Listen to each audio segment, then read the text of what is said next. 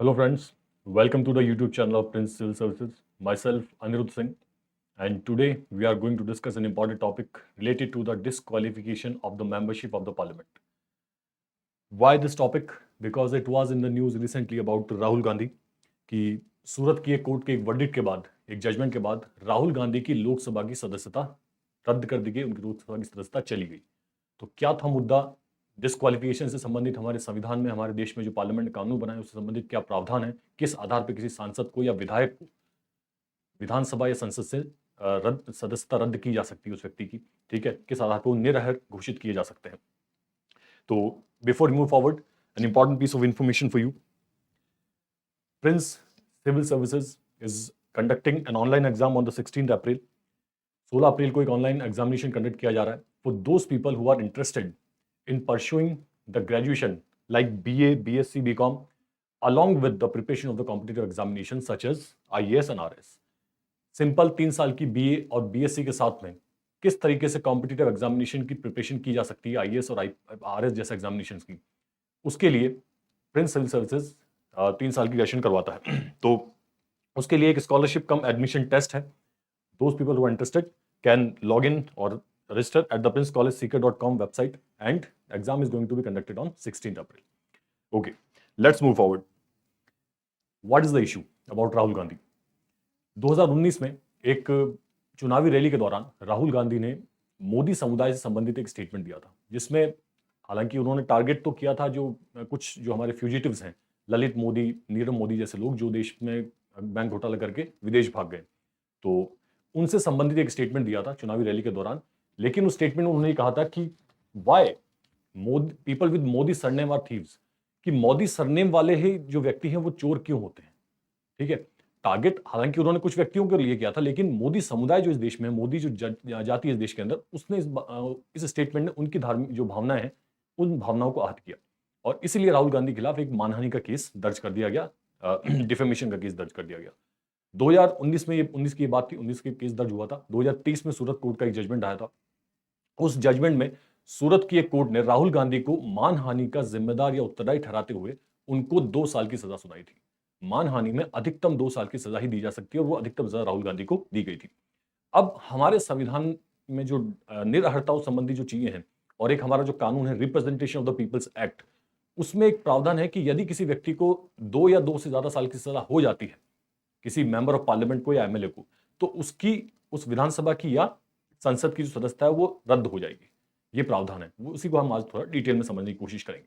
तो इशू यही था कि 2019 का एक डिफेमेशन का केस था, इससे संबंधित जजमेंट सूरत कोर्ट ने दिया था, और उसी जजमेंट के बाद जब जजमेंट में 2 साल की सजा मिल गई तो राहुल गांधी को पार्लियामेंट से डिस्क्वालीफाई कर दिया गया on the ground of his conviction, जो उनको सजा मिली थी उस आधार पर. Relevance for UPSC, grounds for disqualification for the law maker. UPSC के लिए इस टॉपिक का क्या रेलेवेंस है तो पॉलिटिकल न्यूज, स्टेटमेंट पॉलिटिकल था, रिपोर्टेशंस भी पॉलिटिकल हैं, लेकिन यूपीएससी के लिए इस टॉपिक का क्या रेलेवेंस है? यूपीएससी के टॉपिक का रेलेवेंस में आता है ग्राउंड फॉर डिस्क्वालिफिकेशन, कि आखिर हमारे जो लॉ मेकर्स हैं, जो हमारे कानून बनाते हैं, हमारे एमएलएज, एमपीज जो हैं, जनप्रतिनिधि हैं, उनको किस आधार पर उनकी सदस्यता संसद या विधानसभा से रद्द की जा सकती है, छीनी जा सकती है. ठीक है, वो आधार क्या है? अगर चुने जाने का एक आधार था, जैसा कि हमने क्वालिफिकेशंस में देखा था कि मेंबर ऑफ पार्लियामेंट को चुनने की क्वालिफिकेशंस क्या थी, तो उसमें क्वालिफिकेशंस में लोकसभा की क्वालिफिकेशंस 25 साल थी. ठीक है, राज्यसभा की 30 साल की एज थी. ऐसी और भी कई क्वालिफिकेशंस हमने देखी थी. तो जब चुने जाने की भी क्वालिफिकेशंस है, तो उस चुनाव को रद्द किए जाने की भी कुछ क्वालिफिकेशंस होनी, डिस्क्वालिफिकेशंस जैसी कोई चीज भी होनी चाहिए, कि यदि सांसद उन स्टैंडर्ड्स पे खड़े नहीं उतर रहे एक जनप्रतिनिधि के रूप में, तो उनकी सदस्यता रद्द कर दी जानी चाहिए. तो उससे संबंधित जो प्रावधान है वो यूपीएससी के लिए ज्यादा इंपॉर्टेंट है इस पूरी न्यूज से. तो आखिर क्या प्रावधान है हमारे संविधान के अंदर? Disqualification of the MPs MLAs comes from 3 sources. किसी भी सांसद की या विधायक की, एमपी और एमएलए की सदस्यता को रद्द करने संबंधित जो स्रोत हैं कि किन आधार पर उन लॉ मेकर्स की सदस्यता जा सकती है, उसके 3 स्रोत हैं, 3 सोर्सेज हैं. ठीक है, सबसे पहला सोर्स है कॉन्स्टिट्यूशन के अंदर ही. ठीक है, आर्टिकल 102 के अंदर मेंशन है एमपीज.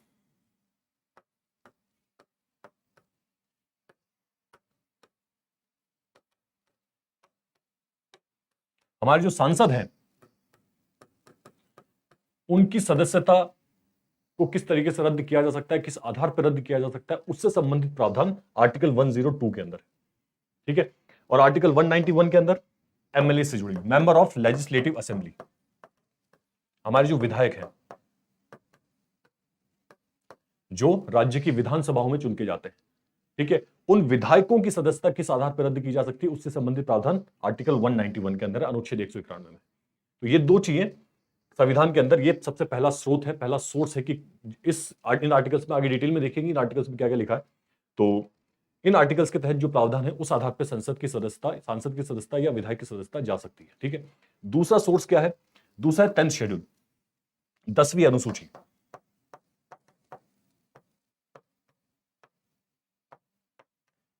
10वीं अनुसूची के आधार पर भी किसी सांसद या विधायक की सदस्यता जा सकती है, जिसको हम एंटी डिफेक्शन लॉ के नाम से भी जानते हैं, दल बदल कानून या एंटी डिफेक्शन लॉ। यानी कोई व्यक्ति जिस पार्टी के टिकट पर चुनाव जीत के जा रहा है, वो चुनाव जीतने के बाद अगर पार्टी बदल लेता है, ठीक है, दल बदल लेता है, तो उसकी सदस्यता रद्द की जा सकती है। कोई व्यक्ति यदि निर्दलीय जीत रहा है, वो अगर पार्लियामेंट में या विधानसभा में पहुंच के किसी पार्टी को ज्वाइन कर लेता है, तो उसकी सदस्यता जा सकती है। तो इन ग्राउंड्स के ऊपर एंटी डिफेक्शन जो कानून है, उसका एक सेपरेट टॉपिक है, उसके ऊपर हम सेपरेट वीडियो बनाएंगे, उससे संबंधित जो भी प्रावधान, उसका बैकग्राउंड क्या था, क्यों इसको लाने की जरूरत पड़ी। 1985 में 52nd कॉन्स्टिट्यूशन अमेंडमेंट के तहत ये आया था। तो दो ग्राउंड है। पहली चीज आर्टिकल 102 जो संविधान में मेंशन है, आर्टिकल 191 संविधान में, 10th शेड्यूल जो 52वें संविधान संशोधन 1985 के तहत जोड़ी गई थी, और इससे संबंधित प्रावधान भी आर्टिकल 102 के अंदर लिखे हुए, 102 और 191 के अंदर। तो दो सोर्स ये हो गए। Third source representation of the people's act 1951। ठीक है, ये एक्ट क्यों पारित हुआ? क्योंकि आर्टिकल 102 के अंदर लिखा हुआ था कि पार्लियामेंट कोई कानून पारित करना चाहे तो कर सकती है। वो आगे देखते हैं हम लोग। तो तीन मेजर सोर्सेज हैं। ठीक है, फर्स्ट सोर्स हमारे संविधान के अंदर ही मेंशन है, आर्टिकल 102 191। दूसरा सोर्स भी संविधान के अंदर 10th शेड्यूल के अंदर है। तीसरा सोर्स है रिप्रेजेंटेशन ऑफ पीपल एक्ट 1951 जो हमारे देश की संसद ने, पार्लियामेंट ने पारित किया है। इन दो आधारों के अतिरिक्त किस आधार पर सदस्यता जा सकती है, वो आर्टिकल आरपीए 1951 के अंदर मेंशन है। ठीक है, तो आगे इन तीनों सोर्सेस को डिटेल में देखते हैं। सबसे पहला डिस्क्वालिफिकेशन अंडर आर्टिकल 102 एंड 191। ठीक है, this is for MP, member of parliament, and this is for MLA, member of legislative assembly. तो इन दो सोर्सेस से सबसे पहले हम देखते हैं कि किन किन ग्राउंड्स के ऊपर संविधान ने क्या क्या मेंशन किया। जो संविधान निर्माता थे उन्होंने किन किन को सही आधार माना है किसी सांसद की या विधायक की सदस्यता को रद्द करने के लिए। ठीक है, सबसे पहला आधार ऑफिस ऑफ प्रॉफिट, लाभ का पद। If any member of parliament or member of legislative assembly holds any office of profit, that person can be disqualified from the membership of the parliament or legislative assembly. ठीक है, अब office of profit क्या होता है? I told you we will have a separate video on that जब कभी time मिलेगा। तो unsound, first is office of profit, लाभ का पद क्या होता है, उसके आधार पर निकाली जा सकती है सदस्यता। सेकंड है अनसाउंड माइंड, विकृत मानसिकता। अगर वो विकृत मानसिकता का व्यक्ति है, यानी कि सक्षम नहीं है, अनसाउंड माइंड है, अपने डिसीजन लेने में सक्षम नहीं है, अपने जीवन के निर्णय या कुछ भी कोई भी डिसीजन लाइफ का। तो और जो सक्षम न्यायालय है, ठीक है, जो भी सक्षम न्यायालय, उसके द्वारा ऐसी घोषणा की गई है कि that person is of unsound mind, ये व्यक्ति विकृत मानसिकता का है, ऐसी घोषणा न्यायालय ने की है। ठीक है, तो उस आधार पर भी उसकी सदस्यता रद्द की जा सकती है। तो second is unsound mind, first is office of profit. Third is undischarged insolvent, वही चीज अनउन्मुक्त दिवालिया। ठीक है, कोई व्यक्ति यदि दिवालिया घोषित हो चुका है, उसकी सदस्यता भी रद्द की जा सकती है। ठीक है, next, not a citizen of India और has acquired the citizenship of foreign state. वो भारत का नागरिक नहीं है, फिर भी उसने किसी फर्जी डॉक्यूमेंट्स देके, फॉल्स डॉक्यूमेंट्स देके चुनाव लड़ा या चुनाव वो जीत गया, और बाद में पता चलता है he is not citizen of India, तो उसकी सदस्यता रद्द की जा सकती है। ठीक है, और he was citizen of India. ठीक है, पहली चीज तो not a citizen of India, उसने फर्जी डॉक्यूमेंट देके किसी तरीके से संसद की सदस्यता प्राप्त की, और बाद में पता लगा कि नहीं, he is not a citizen of India, उसकी सदस्यता तुरंत रद्द की जा सकती है। ठीक है, सेकंड, और has acquired the citizenship of foreign state. मान लीजिए वो भारत का नागरिक होते हुए संसद का सदस्य चुना जाता है, लेकिन अपने 5 साल के टेन्योर के अंदर, जो भी टेन्योर उसको मिला है, उसमें वो किसी दूसरे देश की नागरिकता प्राप्त कर लेता है, एक्वायर कर लेता है सिटीजनशिप। ठीक है, पाकिस्तान की, अमेरिका की, ईरान की, इराक की, किसी भी देश की सिटीजनशिप को अक्वायर कर लेता है, उस कंडीशन में भी उसकी सदस्यता को रद्द किया जा सकता है। ठीक है, तो ये दो कंडीशंस ये हो गई। Disqualified under any law of the parliament, उस व्यक्ति को under any law of parliament, ये चार तो कॉन्स्टिट्यूशन ने मेंशन किया था कि इन आधार पर तो संसद की सदस्यता जा भी सकती है। इसके अलावा पार्लियामेंट यदि कोई कानून पारित करती है तो disqualified under any law of the parliament, यानी कि इनके अलावा पार्लियामेंट चाहे तो ऑन और ग्राउंड्स को ऐड कर सकती है। ठीक है ना, और कोई आधार बता सकती है जिसके तहत किसी व्यक्ति की जो जनप्रतिनिधि है उसकी सदस्यता जा सकती है। ठीक है, इन चार के आधार पर तो जाएगी, उसके अलावा पार्लियामेंट तय करे कि उसके इन चार के अलावा किस आधार पर सदस्यता जा सकती है। ठीक है, तो ये पहला सोर्स हम डिस्कस किया अंडर आर्टिकल 102 एंड आर्टिकल 191। यही चीज सेम चीज है, आर्टिकल 102 मेंपे से रिलेटेड, आर्टिकल 191 के अंदर भी सेम प्रावधान है, वो मेंबर ऑफ लेजिस्लेटिव असेंबली के लिए। Second, disqualification under 10th schedule, we will have a separate video on the 10th schedule, क्योंकि इसके अंदर अलग प्रावधान है डिटेल में कि कोई व्यक्ति निर्दलीय चुना जाता है तो अगर कोई पार्टी ज्वाइन कर लेता है तो उसकी सदस्यता जा सकती है। यदि कोई व्यक्ति पार्टी ने जो आदेश दिया उसके खिलाफ यदि वोट कर देता है तो उसकी सदस्यता जा सकती है। यदि कोई व्यक्ति किसी पार्टी पे टिकट पे चुनाव जीता है और बाद में जाके पार्टी चेंज कर लेता है सदन के अंदर, तो अब इसकी सदस्यता जा सकती है। ठीक है, लेकिन इसमें एक कैच भी है कि यदि किसी पार्टी के 2/3 जो जनप्रतिनिधि हैं वो पार्टी बदल लेते हैं तो उनकी सदस्यता नहीं जाती। ठीक है, तो we will have a separate topic on 10th schedule. अभी सिर्फ इसको यहीं छोटा डिस्कस करते हैं कि डिस्क्वालिफाइड अंडर 10th शेड्यूल, 10वीं अनुसूची के अंतर्गत जो निरर्हताओं संबंधी प्रावधान है वो इसके ऊपर लागू हो सकते हैं संसद की सदस्यता जाने में। इस मामले में जो डिसीजन होगा वो डिसीजन फाइनल होता है चेयरपर्सन का, प्रिसाइडिंग ऑफिसर।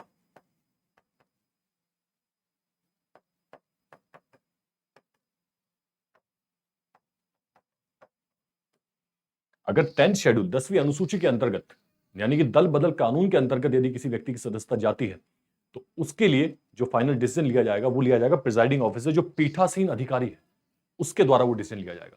लोकसभा के अंदर लोकसभा के स्पीकर, राज्यसभा में राज्यसभा के चेयरमैन, उसी तरीके से आपके राज्य की विधानसभा के अंदर जो पीठासीन अधिकारी है। ठीक है, उसके द्वारा उसका डिसीजन फाइनल होगा। हालांकि जुडिशियल रिव्यू जैसी एक चीज आई थी वो उसमें हो सकती है, वो कभी टॉपिक को सेपरेट देखेंगे तब उसके बारे में डिटेल डिस्कस करेंगे। चलिए, तो these are two grounds.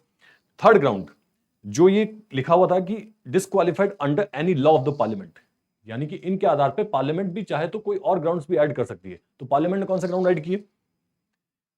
Parliament ने RP, representation of the people act 1951, ठीक है, लोक प्रतिनिधित्व अधिनियम 1951 पार्लियामेंट ने पारित किया था और उस अधिनियम के तहत कुछ और निरर्हताएं जोड़ी गई, कुछ और अयोग्यताएं जोड़ी गई, कुछ और डिस्क्वालिफिकेशन जोड़ी गई। क्या थी वो? Guilty of corrupt practices in elections, यदि कोई व्यक्ति भ्रष्ट आचरण चुनाव के अंदर दिखाता है तो उस आधार पर उसकी सदस्यता जा सकती है। अब भ्रष्ट आचरण से तात्पर्य, कोई व्यक्ति मान लीजिए पैसा देकर वोट करने के लिए कह रहा है, शराब बांट रहा है, ठीक है, ये भ्रष्ट आचरण कैटेगरी में काउंट किया जा सकता है कोर्ट के द्वारा इनको। तो भ्रष्ट आचरण चुनाव के दौरान कोई व्यक्ति यदि भ्रष्ट आचरण दिखाता है, शो करता है और वो उसके और कोर्ट में मामला जाता है, कोर्ट में गिल्टी साबित हो जाता है वो उस आचरण के लिए, तो उसकी सदस्यता जा सकती है। ठीक है, that is guilty of corrupt practices in elections. Second, convicted of an offence resulting in imprisonment for 2 or more years, जिस आधार पर राहुल गांधी की सदस्यता गई थी। ठीक है, यदि कोई व्यक्ति कन्विक्टेड ऑफ एन ऑफेंस, किसी अपराध के लिए उस व्यक्ति को 2 या 2 से ज्यादा साल की सजा हो जाती है, ठीक है, तो उसकी सदस्यता जा सकती है। ऐसा माना जाता है कि किसी भी अपराध के लिए यदि 2 या 2 से ज्यादा साल की सजा हो रही है तो इसका तात्पर्य है कि शायद अपराध गंभीर कैटेगरी का होगा। ठीक है ना, तो offense must have been of some serious nature. इसलिए शायद और उद्देश्य ये था जो हमारी पार्लियामेंट ने कानून पारित किया था कि किसी तरीके से जो क्रिमिनल बैकग्राउंड के जो लोग हैं, आपराधिक प्रवृत्ति के लोग हैं, उनको जनप्रतिनिधि बनने से रोका जा सके, उनको संसद में सदस्यता रद्द करके देश की राजनीति को थोड़ा साफ सुथरा रखा जा सके। वो उद्देश्य था इस कानून को पारित कर, इस ग्राउंड को मेंशन करने का, इस आधार को तय करने का।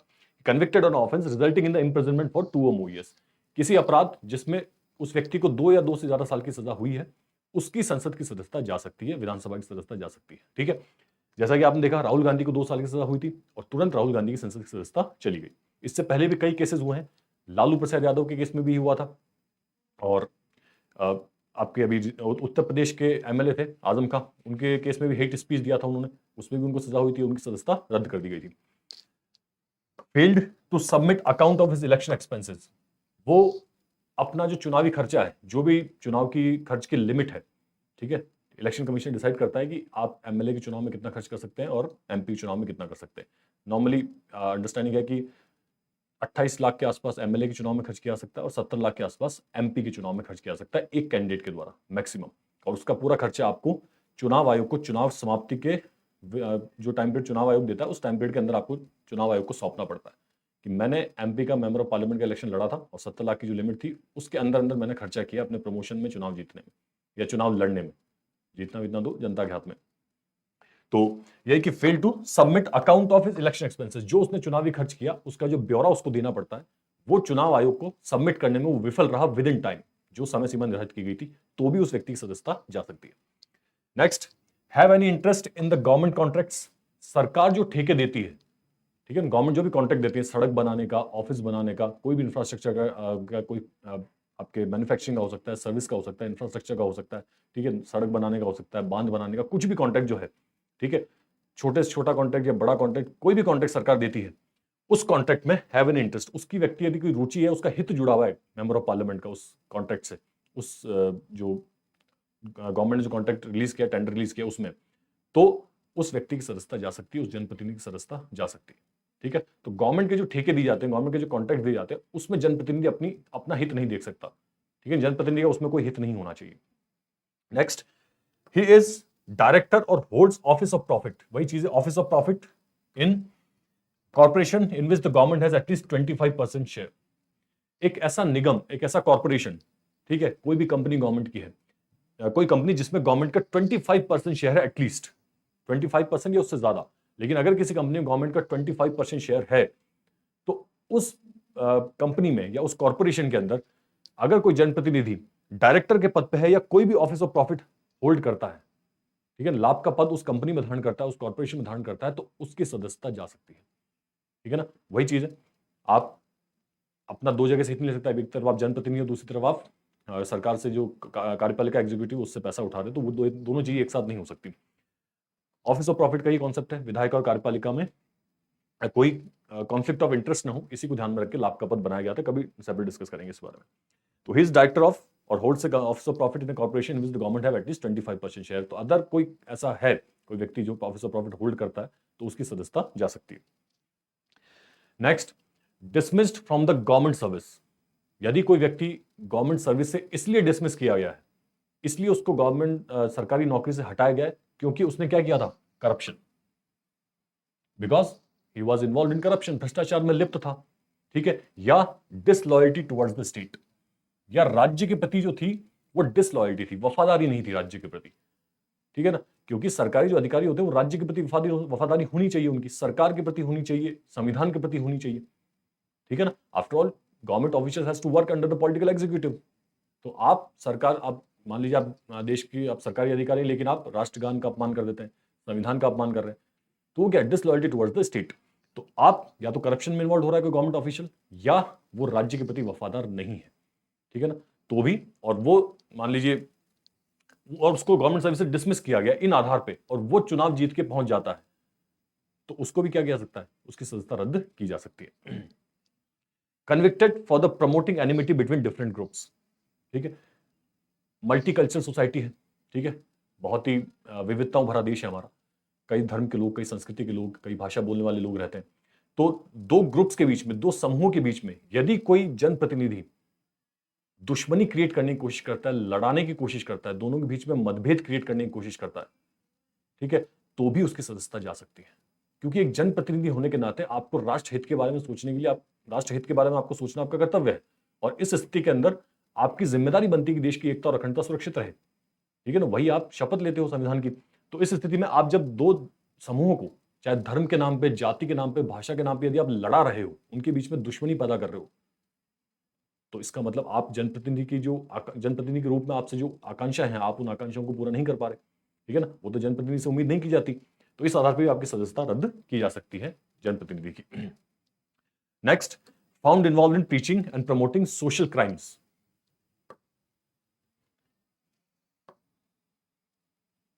ठीक है, जो सामाजिक जो अपराध होते हैं, जैसे कि डाउरी है, दहेज प्रथा है, जैसे कि सती प्रथा जो बैन हो चुकी थी काफी टाइम पहले, ठीक है, या अनटचेबिलिटी है, छुआछूत जैसी कोई चीज है, तो यदि आप सोशल क्राइम्स, सामाजिक जो अपराध हैं, आप उनको प्रमोट कर रहे हो, उनको प्रीच कर रहे हो, ठीक है, खुद उनकी प्रैक्टिस कर रहे हो, आप दूसरों को भी कह रहे हो कि ये चीज सही है और खुद भी उसका पालन कर रहे हो, जैसे कि अनटचेबिलिटी, आप छुआछूत में मानते हो, ठीक है, या आप दहेज लेते या देते हो, या आप सती प्रथा जैसी कोई चीज अपने परिवार में कर रहे हो, दूसरों को ऐसा करने के लिए उकसा रहे हो।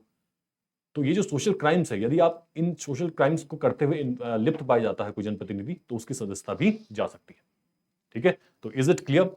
We have covered all the grounds on which the disqualifications of the membership of the parliament can be held. तो ये चीज है guilty of corrupt practices, imprisonment हो जाता है 2 या ज्यादा साल का, अपने इलेक्शन एक्सपेंसेस को वो सबमिट करने में विफल रहता है, गवर्नमेंट के कॉन्ट्रैक्ट्स में उसका कोई इंटरेस्ट है, या किसी कॉर्पोरेशन जिसमें 25% शेयर है गवर्नमेंट का, उसमें वो डायरेक्टर या ऑफिस ऑफ प्रॉफिट के पद पर है, या करप्ट कोई ऐसा गवर्नमेंट सर्वेंट जिसको इस आधार पर डिसमिस किया गया था कि वो भ्रष्टाचार में लिप्त था, या डिसलॉयल्टी थी उसकी स्टेट की तरफ, वो जनप्रतिनिधि बन जाता है चुनाव लड़के, उसको भी सदस्यता रद्द की जा सकती है।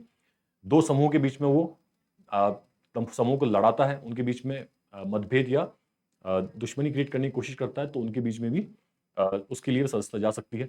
नेक्स्ट है सोशल क्राइम्स करता वीडियो पाया जाता है, सामाजिक अपराध जैसी कोई चीज करता पाया जाता है, जैसे छुआछूत है, अस्पृश्यता, डाउरी है, सती है, इन चीजों का यदि करता पाया जाता है, जाति व्यवस्था, हम चाहते हैं कि जाति व्यवस्था कम हो, खत्म हो उसका प्रभाव देश में, तो यदि वो जातिवाद को बढ़ावा देता पाया जाता है तो भी सदस्यता जा सकती है। अब who will take the decision? ये जो हमने 10th शेड्यूल के मामले हमने देखा था, 10th शेड्यूल के मामले में डिसीजन कौन लेगा? पीठासीन अधिकारी। लेकिन आरपीए के मामले के अंदर जो आर्टिकल 102 में जो मेंशन है, 102 में जो मेंशन है, और आपके जो आरपीए में मेंशन है, संसद से सदस्यों संबंधी जो डिसीजन होगा उसको कौन लेगा? President, for MPs. ठीक है, और गवर्नर फॉर एमएलएज। ठीक है, यदि कोई सांसद के संबंध में, डिस्क्वालिफिकेशन संबंध में कोई निर्णय लेना है आर्टिकल 102 के तहत, आरपी के तहत, वो कौन लेगा? प्रेसिडेंट लेगा। और एमएलए संबंधित राज्य की विधानसभा में जो विधायक होते हैं उनसे संबंधित कोई निर्णय लेना है तो वो कौन लेगा? गवर्नर लेगा, अंडर आर्टिकल 191। जो आर्टिकल 102 में डिस्क्वालिफिकेशन, आर्टिकल 191 में जो डिस्क्वालिफिकेशन है, उन डिस्क्वालिफिकेशन के आधार पे और आरपीए पे कौन लेगा? गवर्नर डिसीजन लेगा।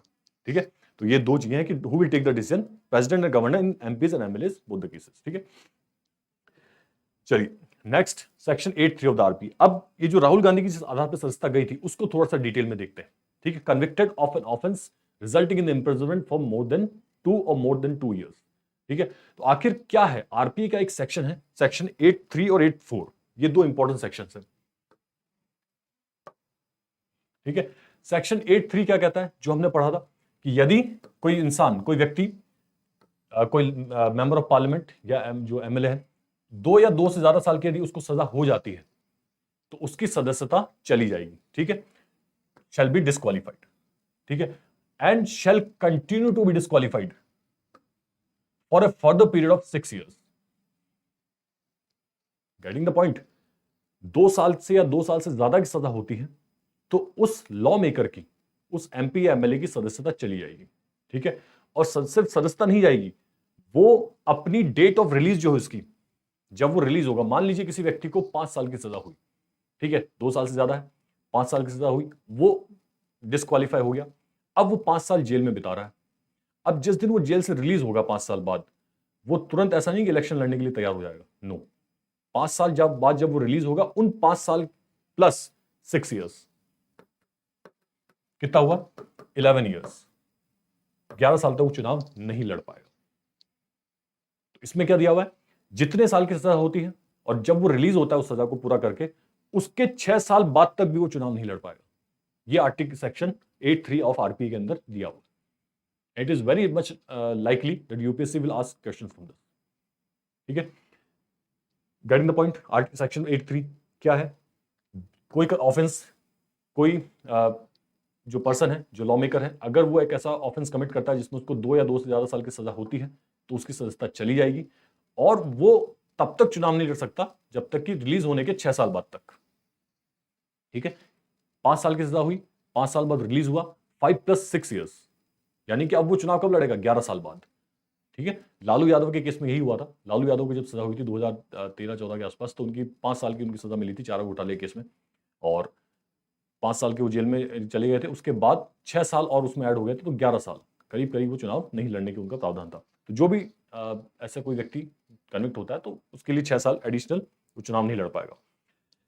सेक्शन 8(4) क्या है? Disqualification will take effect only after 3 months. This is very important, section 8(4). ठीक है ना? अब ये चीज नहीं है हमारे संविधान के अंदर, सॉरी आरपीए के अंदर, अब ये सेक्शन नहीं है, लेकिन ये था एक टाइम पे। और क्यों था उसके इंपॉर्टेंस देखते हैं। Disqualification will take effect only after 3 months from the date of conviction, so that the lawmaker could file an appeal. इस सेक्शन 8(4) को जोड़ने का उद्देश्य क्या था? मान लीजिए किसी व्यक्ति को, जो लॉ मेकर है, उसकी सदस्यता चली गई, ठीक है, उसको 3 साल की सजा हो गई, और 3 साल की सजा के तहत उसको 2 साल से 2 साल की सजा पे सदस्यता जा सकती है, तो उसकी सदस्यता चली गई संसद की। लेकिन अब कायदे जानी चाहिए। अब लेकिन एक कोर्ट ने, सेशंस कोर्ट ने मान लीजिए उसको 3 साल की सजा सुनाई थी। अब हमारे देश के अंदर न्यायपालिका जो सिस्टम है वो इस तरीका है कि आप हायर कोर्ट में अपील कर सकते हो, और हो सकता है कि सेशन कोर्ट ने उन सबूतों को अलग तरीके से देखा हो, सेशन कोर्ट ने आपका केस अलग तरीके से सुना हो, हायर कोर्ट आपको बरी कर दे। संभावना है, पूरी संभावना है, इसलिए अपील का एक मौका दिया जाता है हाई कोर्ट के अंदर, सुप्रीम कोर्ट के अंदर। तो यदि किसी लोअर कोर्ट से किसी व्यक्ति को 3 साल की सजा मिल रही है मान लीजिए, और वो हाई कोर्ट में अपील करता है, और वहां से उसको स्टे मिल जाता है, ठीक है, उसकी सजा के ऊपर स्टे मिल जाता है, रोक हो जाती है उसकी सजा के ऊपर कि नहीं अभी इसको अरेस्ट नहीं करोगे जब तक कि हाई कोर्ट में सुनवाई हो रही है, हाई कोर्ट जब तक जजमेंट नहीं दे देता तब तक इस व्यक्ति को सजा नहीं होगी। ऐसा भी हो सकता है। ठीक है, तो जो कन्विक्टेड जो व्यक्ति था उसको टाइम देने के लिए, so that that person could file an appeal in the higher court, ताकि वो जो उच्च न्यायालय है या उससे ऊपर का जो न्यायालय है उसमें अपील दाखिल कर सके अपनी जो कन्विक्शन, उसको जो सजा मिली है उस सजा के विरोध में। ठीक है, तो हुआ क्या, ताकि उसको अपील करने का टाइम मिल जाए, इसलिए कहा गया है कि disqualification will take effect only after 3 month from the date of conviction, कि जब उसको सजा मिलेगी किसी लॉ मेकर को तो 3 महीने तक उसको डिस्क्वालीफाई नहीं किया जाएगा। ठीक है ना, सजा मान लीजिए आज अप्रैल में मिलती है, तो 3 महीने तक उसको डिस्क्वालीफाई नहीं किया, उन 3 महीनों का टाइम उसको दिया जाएगा कि वो अपील फाइल कर सकता है हायर कोर्ट के अंदर, और हायर कोर्ट यदि उसके उस सजा के ऊपर स्टे लगा देती है तब उसको डिस्क्वालीफाई नहीं किया जा सकता। ठीक है, this is what the section 8(4) was. But Supreme Court in its landmark judgment in 2013 का एक लैंडमार्क जजमेंट था, Lily Thomas versus Union of India. ठीक है, केरला के एक लॉयर है लिली थॉमस, उन्होंने, और एक एनजीओ है लोक प्रहरी नाम से, तो लिली थॉमस और लोक प्रहरी ने सुप्रीम कोर्ट में एक पिटीशन दाखिल की थी जिसमें सेक्शन 8(4) को चुनौती दी गई थी कि 8(4) सेक्शन 8 सब सेक्शन 4 क्या है, अनकॉन्स्टिट्यूशनल है, ऐसा चुनौती सुप्रीम कोर्ट में दी गई थी। तो सुप्रीम कोर्ट ने क्या किया जजमेंट के अंदर, Lily Thomas versus Union of India judgement 2013 के अंदर सेक्शन 8(4) को क्या कर दिया, स्ट्रक डाउन, रद्द कर दिया। सेक्शन 8(4) को रद्द कर दिया गया। अब इसमें क्या होगा, अब रद्द कर दिया गया तो यहां क्या लिखा हुआ था, disqualification will take effect only after 3 month, यानी कि सजा होने के 3 महीने बाद डिस्क्वालिफिकेशन होगी। तो अब जब सेक्शन 8(4) को हटा दिया गया तो 3 मंथ का पीरियड भी हट गया। ठीक है, अब जब 3 महीने का पीरियड, जो टाइम पीरियड दिया गया था अपील फाइल करने के लिए, उस टाइम पीरियड को भी हटा दिया गया। अब सुप्रीम कोर्ट का ऐसा मानना था कि जो लॉ मेकर है वो अपील तो फाइल कर सकता है, ठीक है, it is as per the natural justice कि आपको अपील फाइल करने का अधिकार है, लेकिन आपकी सदस्यता, उस लॉ मेकर की सदस्यता है वो तुरंत चली जाएगी। ठीक है, आप अपील फाइल करो, लॉ मेकर जब अपील के ऊपर अगर हायर कोर्ट स्टे लगा देता है आपकी उस जो सजा में आपको मिली है उस सजा के ऊपर वो स्टे लगा देता है या उस सजा को रद्द कर देता है या आपकी फेवर में जजमेंट दे देता है, तब तो ठीक है, आपको वापस सदस्यता मिल जाएगी। लेकिन तब तक, जब तक कि वो हियरिंग कर रहा है या हायर कोर्ट जब तक डिसीजन नहीं लेता, आपकी सदस्यता तुरंत जाएगी। ठीक है, तो इस मैटर के अंदर जो 3 मंथ का जो ग्रेस पीरियड दिया हुआ था, उस 3 महीने ग्रेस पीरियड का जो सेक्शन 8(4) था उसको सुप्रीम कोर्ट ने रद्द कर दिया था लिली थॉमस केस के अंदर। ठीक है ना, बाद में 2013-14 के अंदर पार्लियामेंट के द्वारा एक ऑर्डिनेंस भी पारित किया गया था प्रेसिडेंट के द्वारा, और उसमें इस सेक्शन 8(4) जैसी चीज को वापस लाने की कोशिश की गई थी। लेकिन बाद में हमारे जो राहुल गांधी हैं जिनको अभी सजा हुई है, उन्होंने इस ऑर्डिनेंस का विरोध किया था, इसको फाड़ के फेंक दिया था। तो इस सिचुएशन में फिर बाद में वो गवर्नमेंट ने उस ऑर्डिनेंस को वापस ले लिया, उसको लागू नहीं किया। तो सेक्शन 8(4) आज की तारीख में उस आरपीए के अंदर नहीं है। मतलब यदि कोई किसी व्यक्ति को, किसी लॉ मेकर को सजा होती है तो उसकी सदस्यता तुरंत चली जाएगी। ठीक है ना, वो हायर कोर्ट में अपील कर सकता है, हायर कोर्ट यदि उसकी सजा के ऊपर स्टे लगा देती है, ठीक है ना, या जजमेंट उसके फेवर में दे सकती है, तो फिर क्या होगा, डिस्क्वालिफिकेशन कैन बी रिवर्स्ड। उसका जो निरर्हता है, जो डिस्क्वालीफाई वो व्यक्ति हुआ है लॉ मेकर, उसको सजा मिली उस आधार पर, और सजा के ऊपर हायर कोर्ट स्टे लगा देता है, ठीक है, तो उस व्यक्ति की सदस्यता, डिस्क्वालिफिकेशन क्या होगा, रिवर्स होगा, डिस्क्वालिफिकेशन रद्द कर दिया जाएगा, उसको वापस सदस्यता मिल जाएगी, ठीक है ना। बेस्ट एग्जांपल अभी हमारे जो लक्षद्वीप है, हमारी यूनियन टेरिटरी, उसके सांसद हैं मिस्टर फैजल, तो उनको केरला हाईकोर्ट ने 10 साल किसी मर्डर के केस के अंदर 10 साल की सजा सुनाई थी किसी कोर्ट ने। बाद में सुप्रीम कोर्ट में गए, सुप्रीम कोर्ट ने उस केरला हाईकोर्ट ने उनको एक सजा सुनाई थी, उसमें उनका स्टे लगा दिया गया था उस सजा के ऊपर, ठीक है। वो सजा जो सुनाई गई थी उस पर वो सजा अब उनको नहीं मिलेगी, ठीक है। तो इस आधार पर उनका क्या हुआ, डिस्क्वालिफिकेशन जो किया गया था वो डिस्क्वालिफिकेशन रिवर्स हो गया, ठीक है। मर्डर केस में सजा हुई थी, बाद में उस सजा के ऊपर स्टे लगा दिया गया कोर्ट के द्वारा।